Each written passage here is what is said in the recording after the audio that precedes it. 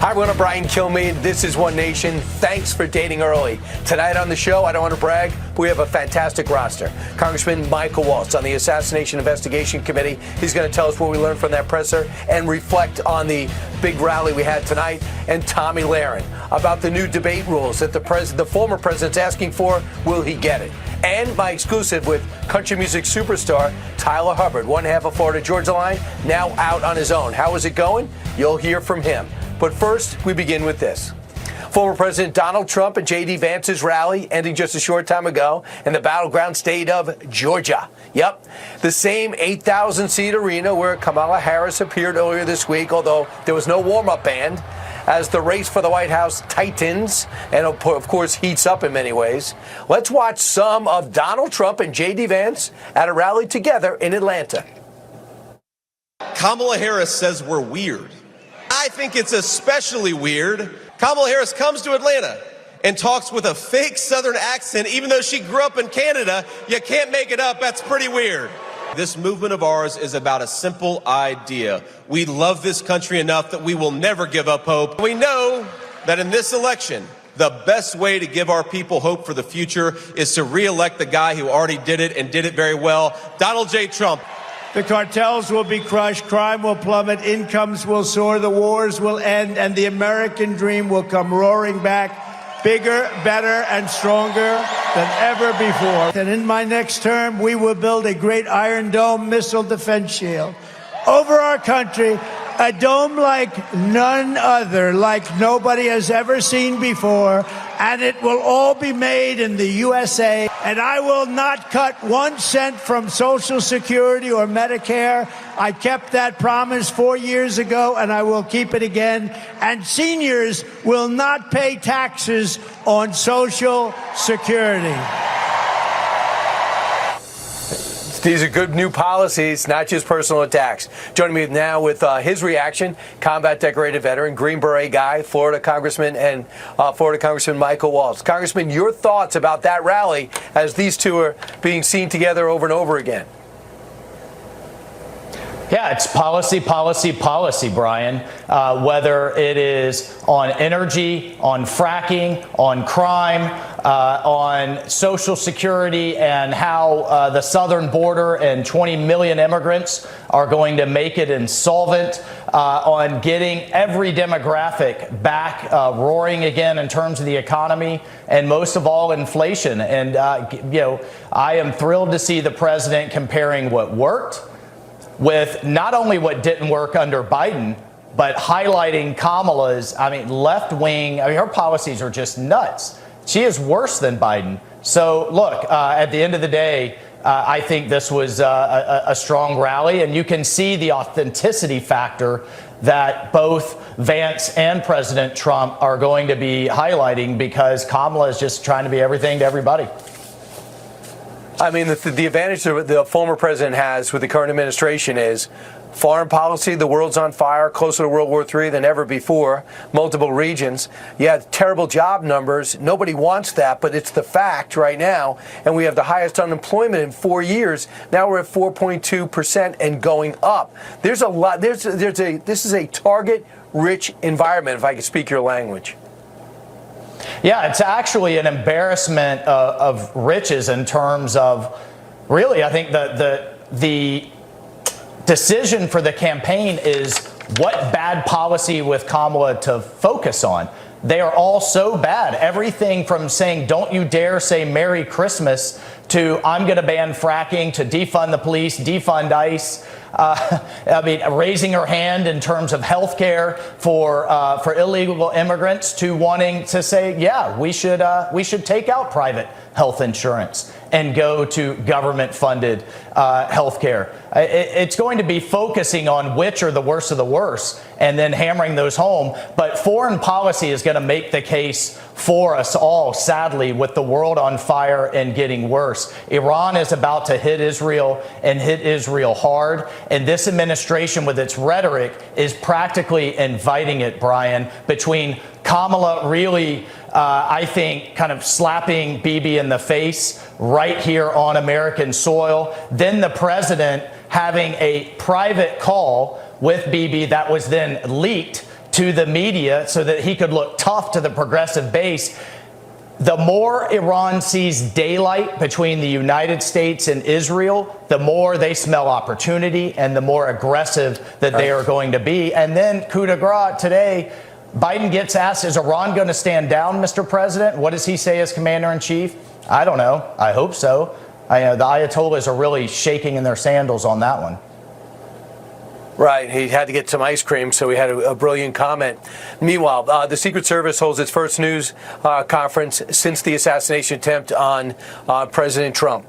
You were on the assassination task force. I want you to hear a little of what they said and tell me what you got out of it. I am committed to pursuing accountability for the Secret Service's failure in Butler, Pennsylvania. But let me be clear. If policy violations by Secret Service personnel are identified by the agency's Mission Assurance Review, those individuals will be held accountable. And they will be held accountable to our fair and thorough disciplinary process.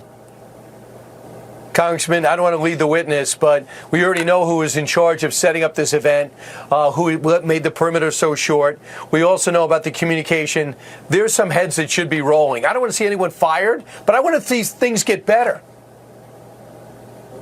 Well, people should at least be suspended, Brian, pending the results of the investigation, and they certainly shouldn't be in charge of security details right now as we speak, site leads, advances. I mean, it's all still going on, despite these obvious gross errors. And then I hope that accountability goes all the way to the top, to Mayorkas. This administration has a real problem saying we accept responsibility, then you never see anybody actually fired.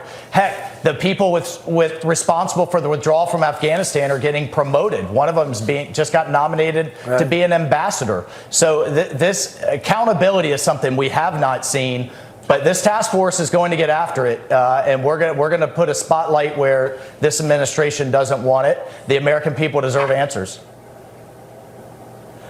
Talk about answers. I don't get this. Although I welcome the Secretary of Defense Lloyd Austin deciding to revoke the deal offered to the terrorists that perpetrated the attack on 9/11 and killed almost 3,000 Americans and are still killing them today. But the explanation is bizarre. He said, for now on, I'll make that decision. Someone lower up made the decision to cut the plea deal, and now he's going to do it. The president's nowhere to be found. Tell me what's the protocol here? Yeah, I don't buy that a decision of this magnitude that's been going on for over 20 years was delegated to some low-level official, and Secretary Austin had no idea. In fact, there is ample reporting from the New York Times and others that the prosecutors have been putting the death penalty on the table as part of a plea deal, as part of multi-year negotiations. So either Secretary Austin and the White House had no idea this was going on and was ignorant, or they knew that this whole time and now are trying to pretend that they were ignorant. Which is it? You can't have it both ways. And I'm glad he reversed course, but I'm finding it incredibly hard to believe that nobody knew. No one's in charge. I don't know what's happening, but it's scary. Michael Wall, it's always great to talk to you. Thanks for having your hand in so many things and being an expert in so many. We can call on you, and we could touch on everything. God help us all till November, Brian. We just got to win in November because we are rudderless and the world is on fire. I wish I had a pushback, but I can't. Thanks so much, Congressman.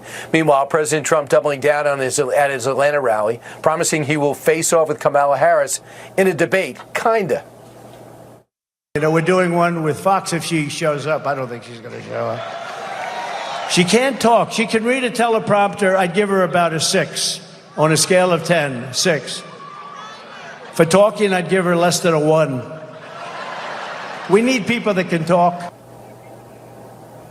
So far, the Dems are using the same strategy with Harris as they did with Biden, by hiding her from any tough questions, hiding her from any interviews. So what's the best strategy to beat her? And what about this debate question? Joining me now is the host of Tommy Lahren is Fearless on Outkick, Tommy Lahren. Tommy, your thought about the president's move now. He says, forget September 10th. I want it before early voting September 6th. Forget ABC. I'm in a lawsuit with George Stephanopoulos. We saw what that we saw what the ABC reporter tried to do to him at that event. I'm going to do this on Fox. Your thought about this move? Well, Donald Trump and his campaign have every right to request a debate in a venue of his choosing on a network of his choosing. We know that the Democrats already have a huge advantage in this strategically because they pulled a bait and switch on their candidate, a coup on the candidacy, and they swapped in Kamala Harris, who nobody elected, never went through a primary process. They selected her, not elected her. So Donald Trump and the campaign has every right to say, no, I'm going to set the ground rules this time, and you need to show up. He already participated in a debate, which was certainly on a more liberal network, and he knocked out the candidate, for goodness sakes. If there's anybody that's chicken, it should be Kamala Harris for good reason. The guy just got shot in the face, and you're questioning his courage? I'm pretty sure that dog's not going to hunt. No, it's not. But I also think that it would be good for Vice President Kamala Harris to agree to a debate. Listen, I understand that the Democrats don't like Fox News. I don't know why. I love Fox News. But if even California Governor Gavin Newsom was willing to come on Fox News with Hannity as the moderator and do a debate with Governor Ron DeSantis, so I guess the ball is in Kamala's court. Is she too scared of Fox News? Gavin wasn't scared, Kamala. I think it's time for you to step up to the plate. So we know about that meeting, that conference, relatively bizarre with the black journalists over in Chicago, and a lot of people want to say that Donald Trump doesn't like black women. Someone should tell this black woman, Kayla. Kayla has been a standout. She's a natural. She's a graduate from Clark Atlanta University, and President Trump met her on the campaign trail, saw her in the audience, and gave her a chance to speak. Watch. President Trump, you saved my college. And I said, how the hell do you know that? She said, this one is so smart, so sharp. And you know, the historically black colleges and universities, I gave millions and millions, billions of dollars to. They kept coming back, and I said, why are you doing this? And we gave them long-term funding. And we do need to do our best to get the message out there. The fight is nothing if all we do is talk about it amongst ourselves. And she basically asked for a job, Tommy. Your thought? Yeah, I think this is what the Trump campaign and Donald Trump also does so well, is that he's not afraid to reach out to people that might not demographically always be in his corner. He's not afraid to go to a convention of black journalists. He's not afraid to go to the Bronx. He's not afraid to go to a Baptist church or a black church. He'll go anywhere. He'll talk to anyone, and people authentically love him. I don't think people can say they authentically love Kamala Harris because they haven't loved her for the last 4 years. This is feigned excitement, but Donald Trump has authenticity on his side, and if he continues down that path, he should be victorious in November. So, Tom, we got 90 seconds. You know what's going on with women's boxing at the Olympics. You got these new intersex terminology, but you basically have guys fighting in from two separate countries against various women. They both won today. Overall, the big overarching picture is this is bad for women's sports. Don't you agree? I agree, and this has been put on a global pedestal because of the Olympics. But I would remind folks, there's not much we can do about the Olympic Committee, but there's a whole lot we can do about Title IX that was eroded under the Biden-Harris administration. So the Americans and American families and mothers and fathers of women who compete in sports, it's time to take Title IX back. That's something that we can control, Brian. Yeah, it means a lot. I would love for a question to Kamala Harris. What do you think about transgender athletes fighting women, wrestling women, playing soccer against women? How would you feel if that was your daughter? And the majority of the American people on the left and the right agree that women's sports and women's spaces should be held for women, and that maybe there's a separate category. I don't know. But the majority of Americans are in the corner of the women and the feminists. It would be nice if they would show up. Kamala's all for women's rights, but I guess that only extends to abortion. It's going to be interesting what happens with the debates. It's going to be interesting that happens after the vice president. She'll name her running mate. She'll have the DNC. She'll have momentum. After that, the race will really start. Tommy Lahren, always love your commentary. Thanks so much for making us part of your Saturday night. All right, next, flip-flopping on the issues has proven to be fatal for campaigns in the past. Will Kamala suffer the same fate? We'll discuss it with the two Marks, Thiessen and Penn. Also still to come, country star Tyler Hubbard joins me for a One Nation exclusive you're not going to see anywhere else. Keep it right here. It doesn't have to be life in the current moment. It doesn't even have to be life that I've actually lived. Sometimes it's fun to put myself in someone else's shoes completely. Inspiration comes from Flops have been fatal to candidates. And now we got Kamala Harris flipping on multiple issues, too many to mention, to be more like her opponent.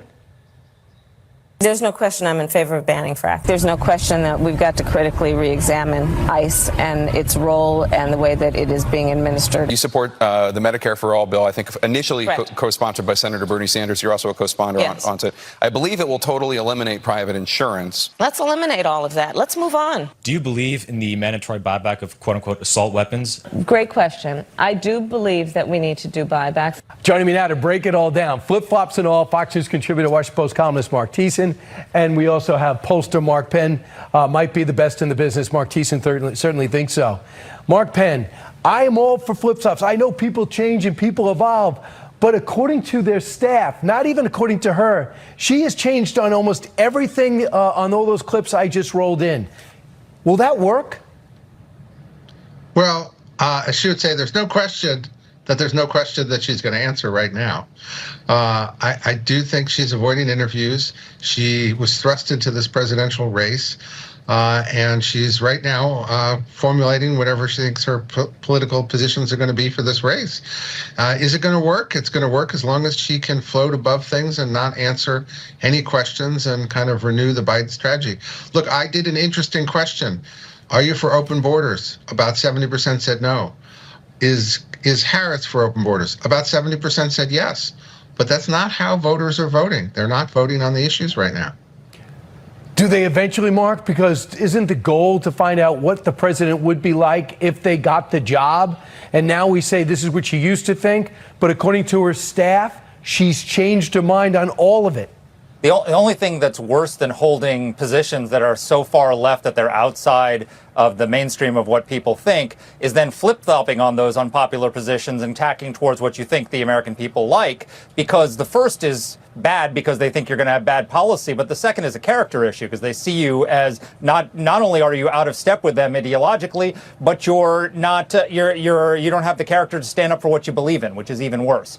And the problem that Harris has, they have the receipts. This is her voice on video saying all these outrageous things. These were the positions she took the only time she ran in a Democratic primary for president. And she said all these things in her own voice. So it's very hard to run away from your own voice and your own words. Okay, let's move this forward. So, Mark Penn, you get hired by the Trump team and you say, my opponent won't do interviews. I have to wait at least a month for a debate.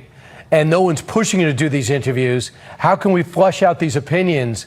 What do you tell your client, former President Donald Trump, Mark Penn?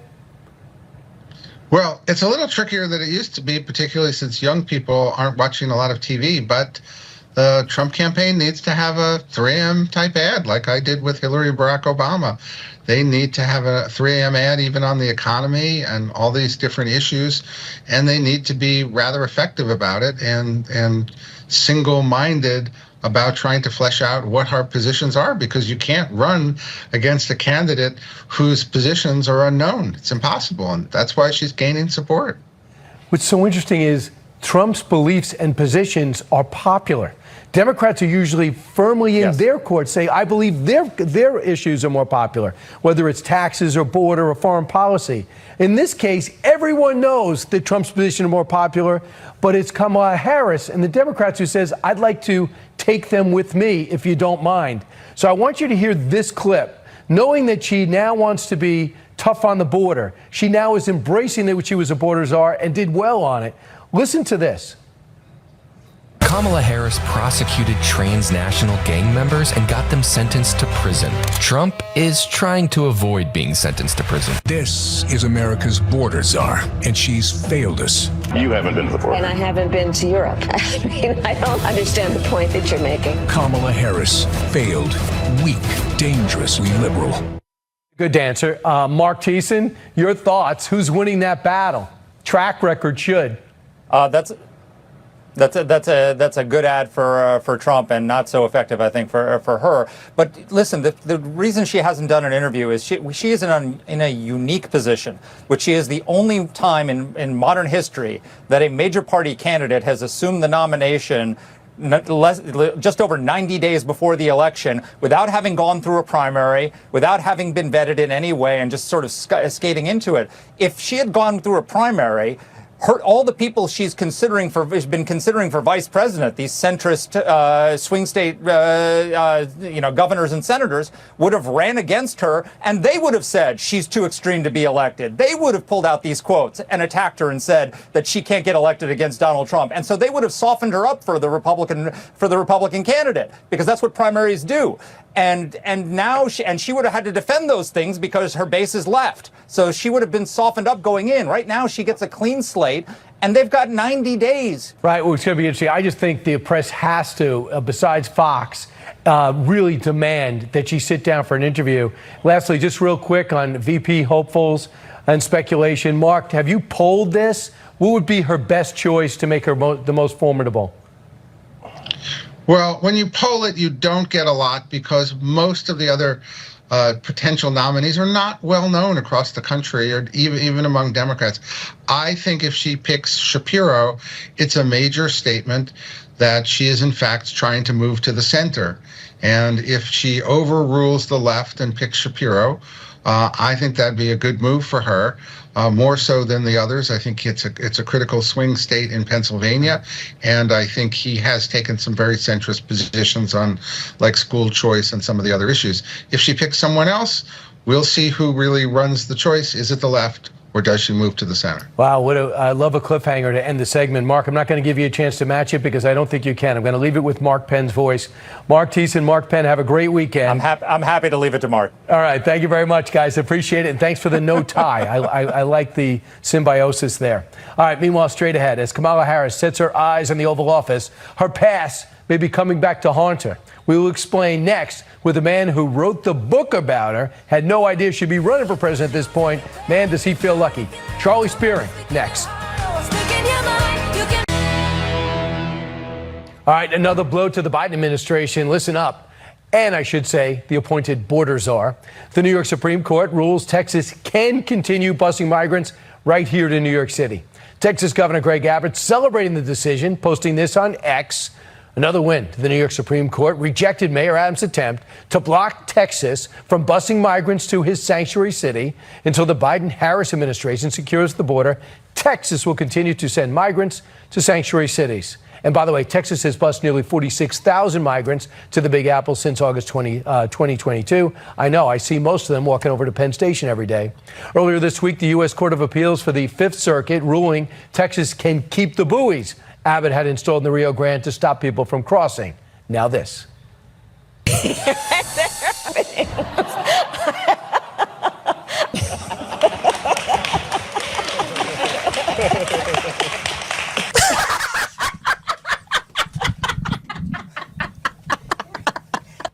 Well, that's Kamala Harris, we all know. And some would say love, and some would say no. So it's no surprise she's being compared to Hillary Clinton. But what's more troubling for some is how she got into the White House in the first place. New details are surfacing about the secret side of Kamala Harris. They say the bully side. The New York Post reporting on an op-ed written in 2019 about her time as Attorney General. Terry McCater, father of then Harris intern Gregory, wrote this. Harris vocally throws around F-bombs and other profanity constantly in berating her staff and others. As AG, Harris instructed her entire staff to stand every morning as she entered the office and say, "Good morning, General." And Gregory was also given instructions to never address Harris nor look her in the eye, as that privilege was only allowed to senior staff members. So who is she really? Let's ask the man who wrote a whole book about her, Charlie Spearing. He's the author of Amateur Hour, Kamala Harris in the White House. So, Charlie, I guess when you were writing about the vice president, you didn't think she was running for president. Now that she's running, what should we know about her? What's she really like? Yeah, Brian, exactly what you're saying. She's notoriously a bully behind the scenes and demands all the attention and all the gravitas that's afforded to the office.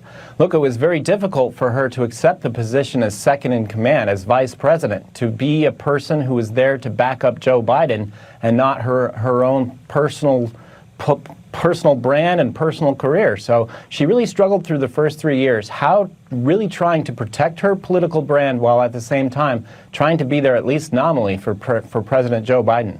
Did she grow in the office, do you think? Or she seems to, people that know her well says she seems to have lost, up until recently, all her confidence. That's right. Whenever she tried to speak off the cuff, she found herself devolving into word salads and embarrassing moments. That's why when she went on her college tour and subsequent campaign events, just in the last few months, she became entirely more scripted, more guarded, more careful about her events and exactly what was available. She hasn't done a press conference in a very long time, so it's unclear exactly how, as president, she would be able to even engage with the press or answer any tough questions without laughing in all the tough questions off entirely. Here's an excerpt from your book that I think is important to share. Say this: as Harris prepares to take the oath of office, Biden's aides realize that their power to manipulate their future is gone. They will be forced out of the White House and President Kamala Harris will take control. Who knows if this scene will play out exactly as described. President Biden may win re-election and serve out a second term with no hiccups, retiring with grace at the age of 86. He may run for re-election and lose, but whatever happens to Biden, Kamala Harris isn't leaving, and that should alarm all of us. Put that in context. That's funny, Brian, because I wrote that in early 2023, and there were very few Democrats who were impressed with Kamala Harris in her first 3 years. I wrote the book. Not every vice president deserves a special book about their history, but I felt that there was a real possibility that she could be the 47th president of the United States at the time. That's why I wrote the book. And at the time when I wrote that introduction, it felt very far off. But wow, as you just read it out, it's exactly what's happening today and exactly why we need to know more about Kamala Harris and the truth and falsities of everything that's going on about her record. Let's retrack her career. As we know that when she was DA over in San Francisco, how effective was she? Because rumor is after re-election, her office became a mess. That's right. She ran as a district attorney who would be smart on crime, not tough on crime or weak on crime, but smart on crime. And she ran against a progressive candidate who was also a Democrat. So she campaigned a little bit to the right, but as soon as she got into office, she quickly moved very, very far to the left. She famously, right as soon as she took office, she famously failed to call the death penalty for a cop killer. And then even later on in her career, there were multiple scandals. Look, she was one of the progressive prosecutors who took fewer cases to trial so that she would have a better conviction rate and pad her numbers. That's what she was known for in San Francisco, and she quickly moved forward to campaign for another job before her record caught up to her. And Charlie, as we see, she also was not for Black Lives Matter in the beginning. She didn't want any part of the movement. She quickly changed her mind. But what struck me is so many interviews that she went to after she declared her candidacy, she was totally unprepared. Was that an anomaly, or did you find that she constantly was underprepared? Well, in San Francisco and in her California races, it's certainly possible to just remain a scripted candidate behind the scenes and then just run a bunch of ads and attack and smear your political opponent. That's kind of what she had a record of doing. She could show up, she could debate, and she was able to just, make her basic case and leaving the rest to her political consultants and the ad makers. But when she ran her campaign for president, that's when she failed spectacularly in Iowa. Look, Iowa is a different state. You need to show up, you need to look voters in the eye, you need to have serious conversations about the issues before they're willing to back you. And Harris just failed to do the work, and when she was on the ground, she failed to connect with voters in an authentic way. And that's really a big part of why her campaign for president failed spectacularly. And that's why Willie Brown says that she's unlikable, but one person is firmly in her corner, and that's President Barack Obama. Charlie, thanks so much. Appreciate it. You bet, Brian, anytime. You got it. Meanwhile, next, a One Nation exclusive. I go one-on-one with country star Tyler Hubbard, one half of Florida Georgia Line, now out on his own. Your first number one alone was? 5'9". It's a song about my wife. Actually, she's 5'10", which became a whole thing because I got it a little bit wrong in the song, but 5'10", 5'10" didn't quite work as well. 2 mũi nửa kép. Chân tiếp theo, móc 2 mũi nửa kép vào chung một chân.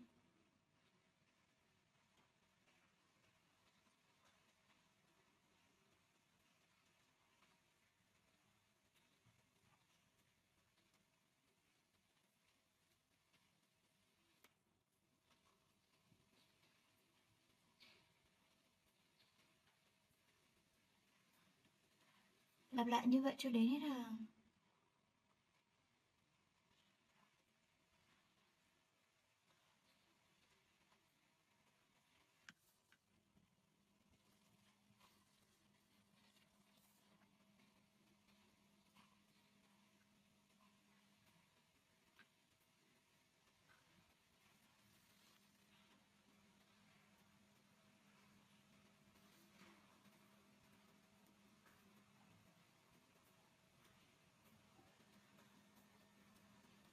Hai mũi nửa kép vào chung một chân.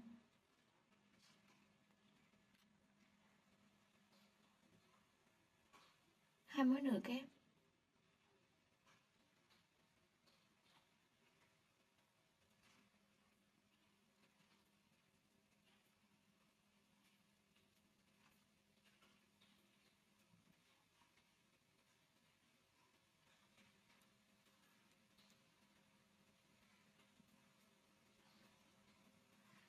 Ba mũi kép.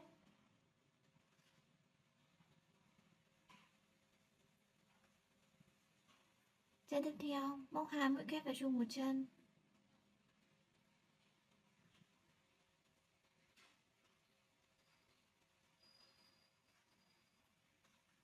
Móc 3 lần như vậy.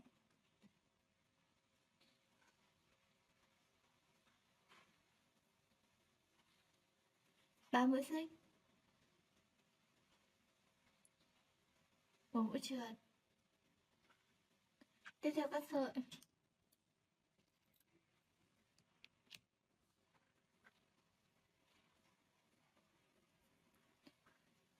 Giấu sợi thừa ra phía đằng sau.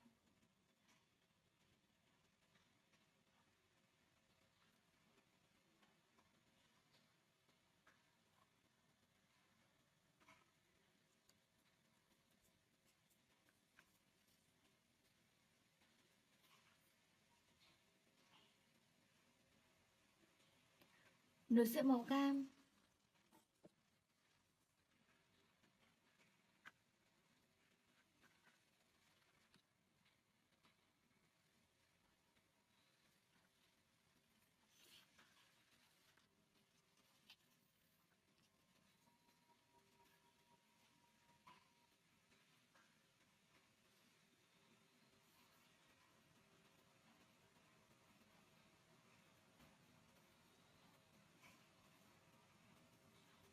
Bỏ qua một chân mũi.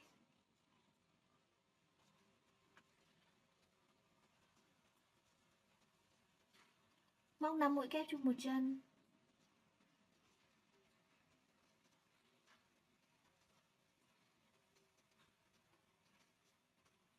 Bỏ qua một chân mũi, móc một mũi trượt.